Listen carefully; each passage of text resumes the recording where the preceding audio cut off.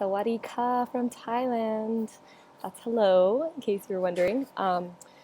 Today, I just felt called to share a bit about how I fund my traveling life and some tips on how you can fund your unconventional life. Unconventional is what I should say because it doesn't necessarily look like traveling. I happen to enjoy living abroad in different countries. But whatever it is that you want to do with your life, this is what I want to support you with. And a lot of times that might not look like the conventional notion that's promoted by society, how our life should look post college, into our 20s and 30s, like nailing down that stable job that's, you know, gonna pay all the bills.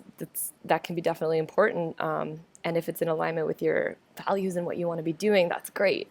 And if it's not, I'm here to encourage you to question what you can be doing in your life that's going to fulfill you and light you up. Because I think there's this notion that if we're following our bliss and doing what really lights us up, what really matters to us, that's selfish. And in reality, there is no difference between the line between selfish and selfless just disappears, when you're living and working and creating out of a place of what really matters to you. Because ultimately, following your own bliss in your heart is serving the world. How are you going to be of best service when you're under someone else's thumb, under someone else's clock, doing, under orders and just not, slaving away in this environment that's not good for you? How is that going to help you serve the world? Really, it's your responsibility to find your bliss and find what lights you up so that you can give your gifts and make a difference in the world. Um, so I just wanted to briefly, I wrote a blog post about this, an article that you can read if you're interested, but just wanted to sort of give a summary of some things that I've done to fund my traveling life, because I realized the other day it's been about 5 years since I've started, since I've lived in the U.S. I started traveling in 2010 and working abroad, and it's just been continuing. And just kind of wanted to share a little bit of what that's actually looked like, and struggles included, because there have been many. This is not just a paradise journey. Let me tell you, it's as much of a struggle and challenge and excitement and thrill as anything else. So anyway, the first sort of thing I wanted to talk about was um, the way that I got started into living abroad was through teaching English. I took a TEFL certification program in Prague, and found over the next couple of years that there was a great way to earn an income while connecting with local people and making great connections, teaching in everything from preschools to elementary schools, high schools, private students, adults, kids. It was great. And I was able to earn money and living in the Czech Republic, traveling around. It was this taste of freedom that showed me that I can, and anyone can, create a life that you want, a life that supports what's important to you, which for me at the time, and still is adventure, connection, freedom, meaningful connections with people that really understand like what's important to them in life, and we're having fascinating conversations and learning about other cultures and seeing new places and understanding more about myself. And so that life supported that. And keeping my mind open was very important, and it's a huge tip for anyone looking to live an unconventional creative life, because the more that you are open to new opportunities and talking to people and asking how you can help them with what they're working on, the more opportunities will come your way. I can't tell you, just from being interested in other people and what they're working on, I personally found jobs in photography, travel writing, content editing, web design, product label design, all different kinds of things that have helped to fund my travels.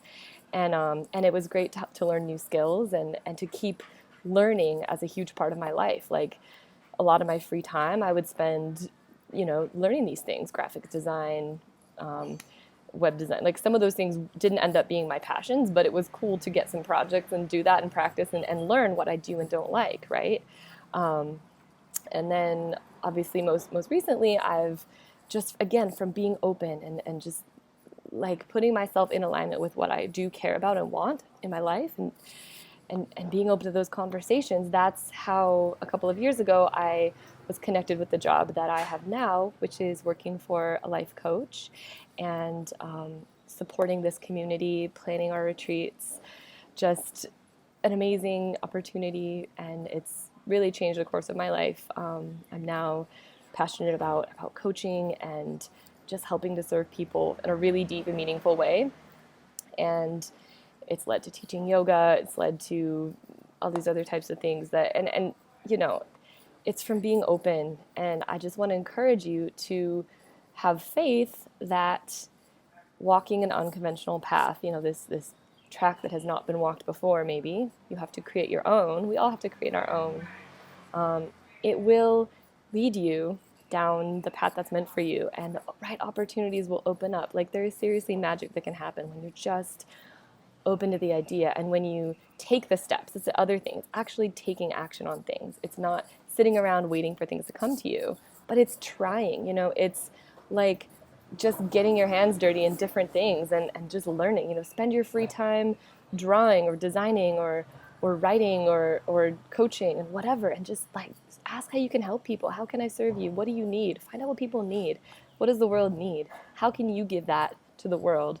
And you know what? When you're really coming from a place of service and helping and like interest and passion, abundance will come. Like, wealth is just a signifier of value. And when you're putting value out there into the world through something that you're actually good at and love, value will come back to you. It's this law of the universe. And I'm sorry if that sounds woo-woo, but that is one thing that's held true for me throughout these 5 years, because I have not planned beyond the next few weeks of my life for very much of this time. I mean, roughly, yes, but it's very much been a game of flowing, and uncertainty and failing. Okay, failure and uncertainty have been huge. Like, I've tried so many things that just have not worked out, and rather than making that something that means something about me, that's happened before, but it's about learning, right? So now I know failing is not about you. It's when you fail at something, it just means you tried and you can learn something from that.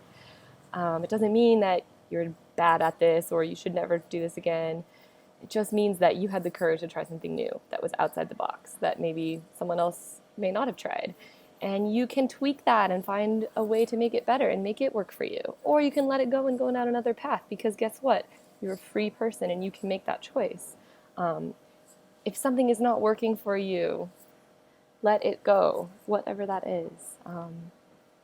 That's a lifestyle. If there's a current situation you're in that's just not helping you shine and give your light to the world, what is it going to take to let that go? There might be excuses around it, like, oh, this is my stability, this is just the path I'm on. Question that.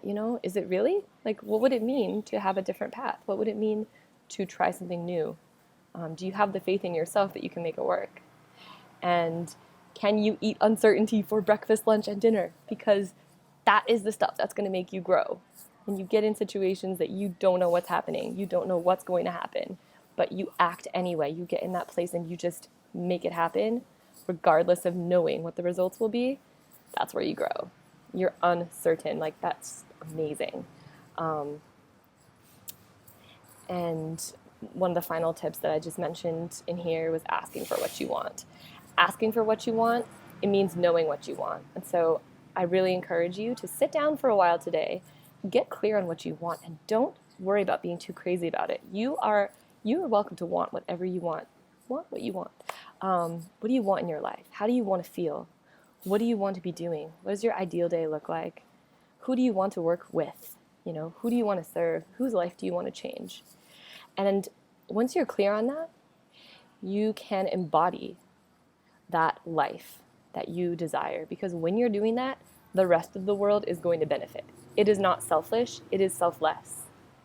It is selfish to hold yourself back from the life that you're really meant to have. Because the rest, no one else is going to benefit if you're staying small.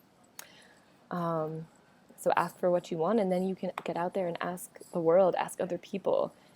Break the boundaries of your comfort. No one's gonna know how to help you unless you know what you want. So sorry, no, I'm not sorry, but I think I realize this video is now 10 minutes long, so I'm gonna let it go and um, have a read of my article. If you have any questions, really, this is a big one. If you have any questions about how you can start adding some unconventionalness to your life, please hit me up. Let me know. I would love to talk to you about it. It's a crazy path, and there's no like one clear, straight answer, but I would be so overjoyed to help guide anyone who's looking for some advice and some guidance and some coaching or whatever on this topic. So, yeah, I will leave this here for now, and we'll talk soon, possibly from an airport in China, as that's where I'll be tomorrow. And next stop, USA. So have a great day and talk soon. Bye.